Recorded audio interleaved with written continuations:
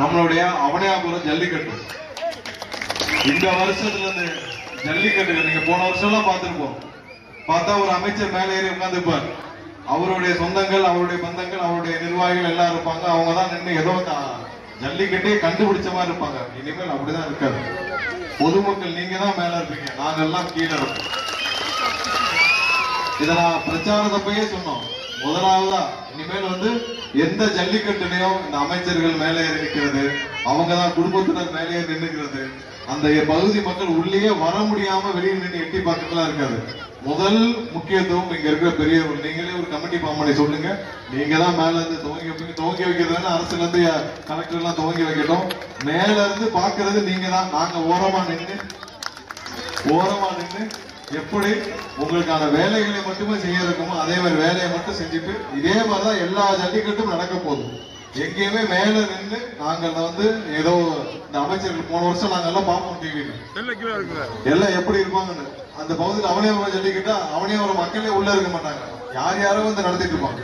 அப்படிலாம் இருக்காது. எந்த பாகுபாடும் இல்லாமல் மக்களுக்கான ஜல்லிக்கட்டா இருக்கும். அதுல எந்த பாகுபாடு, எந்த ஜாதி பாகுபாடு, எந்த மத பாகுபாடு, எல்லாருக்குமான வாய்ப்புகள் இருக்கு. ஜல்லிக்கட்டு நம்மளுடைய பாரம்பரிய நிகழ்ச்சி, நம்மளுடைய பாரம்பரிய விழா. அது அப்படிதான் இருக்கும். அந்த வாக்குறுதியை முதல்ல சொல்லியிருந்தோம், அதை கண்டிப்பா செய்வோம். வருஷம் அப்படிதான் நடக்கும். எல்லா இடத்துலயும் சுதந்திரமா நடக்கும். அதுலயே நிறைய லாபி இருக்கு இல்லையா? ஜல்லிக்கட்டு நடத்துட்டு ஒரு பெரிய லாபி. அந்த அமைச்சர் சொன்னாதான், மூர்த்தி சொன்னாதான் ஜல்லிக்கட்டு. மூர்த்தி சொல்ற நடபடிதான் நடக்கும். அப்படிலாம் இல்ல. இனிமேல் அரசு சார்பா எடுக்கப்படும், மக்கள் எப்படி சொல்றாங்களோ அப்படிதான் நடக்கும். இங்க எந்த மூர்த்தியும் உருவாக மாட்டார்கள். இனிமேல் எந்த கட்சியிலும் மூர்த்தியும் இருக்க மாட்டாங்க. இதே மாதிரி நம்ம கட்சியிலும் அந்த மாதிரி யாரும் செயல்பட மாட்டாங்க. உங்களுக்காக இப்ப எப்படி இருக்குமோ அப்படிதான் 50 வருஷம் நினைச்சிருப்போம். இப்ப இருக்க மாதிரிதான் எங்களோட நிர்வாகி கடைசி வரைக்கும் இருப்பாங்க. நாளைக்கு உள்ளாட்சி தேர்தல் வரும், எங்க நிர்வாகி தான் கவுன்சிலர் வருவாங்க. உங்க கூட களத்துல இருந்து இவங்க தான் வேலை பார்ப்பாங்க. இதுக்கு முன்னாடி கவுன்சிலர் யாரும் பார்த்திருக்கேன் என்ன பார்க்கலையா? யாரு ஏரியா பக்கம் வந்திருக்காரு? கவுன்சிலர் எல்லாம் ஏரியா பக்கம் வந்திருக்காரு. நான் போனதுல ஒரு இடத்துல பேசுறப்ப சொன்னேன், என்னாச்சு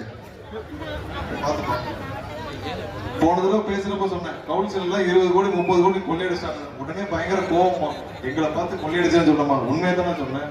ஏதாவது போய் சொன்னா தைரியம் இருக்கா? உங்க கவுன்சிலர் எல்லாம் திமுக கவுன்சிலர் லிஸ்ட் போடு. 4 வருஷத்துக்கு முன்னாடி 5 வருஷம் முன்னாடி என்ன சொத்து பட்டியல் வச்சிருந்தீங்க, இப்ப என்ன சொத்து பட்டியல் வச்சிருக்கீங்க? தைரியம் தான் வெளியிடு. எவ்வளவு சொத்து, எத்தனை கோடி வாங்கி சொத்துகள் வாங்கியிருக்கீங்க நீங்க வெளியிடு. தைரியம் தான் வெளியிடு. உண்மையை தானே சொன்னோம். மக்களுடைய பணத்தை ஒவ்வொரு கவுன்சிலரும் 10 கோடி 20 கோடி 30 கோடி 40 கோடி கொள்ளையடிச்சீங்கன்னா கொள்ளையடிச்சோம்னா சொல்லுவோம், கொள்ளையடிச்சீங்கன்னு சொல்லுவோம். கண்டிப்பா அதுக்கான என்ன தண்டனையோ, நீங்க தப்பு செஞ்சிருந்தா அது ப்ராப்பர்ட்டி டாக்ஸ்ல மாநகராட்சியில எவ்வளவு ஊழல் நடந்துச்சுன்னு தெரியும். விரிவா விசாரிக்கப்படும். விசாரிச்சு யார் தவறு செஞ்சாலும் கண்டிப்பா 100% நடவடிக்கை எடுக்கணும். மக்களுடைய சொத்தை யாரு திருடினாலும் நடவடிக்கை எடுக்கணும். இத்தனை 4 வாரம் அமைச்சரவை ஆயிடுச்சு. தலைவர் அண்ணன் விஜய் முதலமைச்சர் ஆகி 4 வாரம், இது 5வது வாரம் ஆயிடுச்சு. எப்படி இருக்குன்னா அவை தலைமைச் செயலகம் இது அங்க எல்லாம் வர்றதே பாத்தீங்கன்னா காலையில அவ்வளவு கூட்டம் வருது. எல்லாம் பொதுமக்கள். இன்னைக்குதான் பொதுமக்கள் தலைமைச் செயலகத்துக்கு வராங்க. வந்துட்டு ஒவ்வொருவரும் அந்த அமைச்சரை பாக்குறாங்க, சந்திச்சு பேசுறாங்க. இதுக்கு முன்னாடி தலைமைச் செயலகத்துக்கு போய் நம்ம தான் கவுன்சிலரே பார்க்கலையா, அப்புறம் எப்படி அமைச்சரை பார்க்க முடியும்? அப்படின்ற சூழ்நிலை மாறிடுச்சு. 9:30 மணிக்கு வந்துடுறாரு அண்ணன் விஜய் முதலமைச்சர். 9:30 மணிக்கு வர்றவர் மதிய சாப்பாடு அங்கதான். இது வரைக்கும் முன்னெல்லாம் தலைமைச் செயலகத்துல யாராவது வந்தாங்கன்னா காலையில ஒரு மணி நேரம் ஏதாவது நிகழ்ச்சி ரிப்பன் கட் பண்ணிட்டு நிகழ்ச்சியில முடிச்சுட்டு கிளம்பிடுவாங்க. அப்புறம் வீட்டுல அவங்களுடைய சொந்தம் பந்தம் அண்ணன் தம்பி இல்ல மருமக அப்படிதான் ஆட்சியை அப்படிதான் மேனேஜ் பண்ணிட்டு. ஆனா இப்ப அப்படிலாம் இல்ல. 100% மக்களுக்காக ஒவ்வொரு நேரமும் பாடுபட்டு இருக்கிறார். கண்டிப்பா நாங்களும் அப்படிதான் வேலை போவோம். அடுத்த வர உள்ளாட்சி தேர்தலில் எங்களுடைய நிர்வாகிகள் உங்களுக்காக நிற்பாங்க, உங்களுக்காக களத்துல நிற்பாங்க. கண்டிப்பா எல்லா வேலைகளையும் உங்களுக்காக செய்வோம்.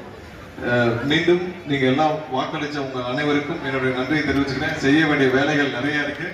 உங்களுக்காக என்னடா ஒரே நிமிஷம் பசங்க தான் சரிடா கோவப்படாங்க, டக்குனா கோவப்பட்டுறாங்க பசங்க. சரிடா வந்துடும். கண்டிப்பா செய்ய வேண்டிய வேலைகள் நிறைய இருக்கு. ஒவ்வொரு நாளும் எல்லா துறை அமைச்சர்களும் வேலை பார்த்துட்டு இருக்கோம். சீக்கிரம் எல்லாத்தையும் சீரமைக்கிற வேலைகளை பண்ணுவோம். மீண்டும் வாக்களித்த உங்கள் அனைவருக்கும் என்னுடைய நன்றியை தெரிவித்துக் கொண்டு இப்ப அடுத்தடுத்த ப்ரோக்ராமுக்கு நலத்திட்டங்களுக்கு எல்லாம் வழங்குவாங்க. அனைவருக்கும் மீண்டும் நன்றியை தெரிவித்து விடைபெறுகிறேன். நன்றி, வணக்கம்.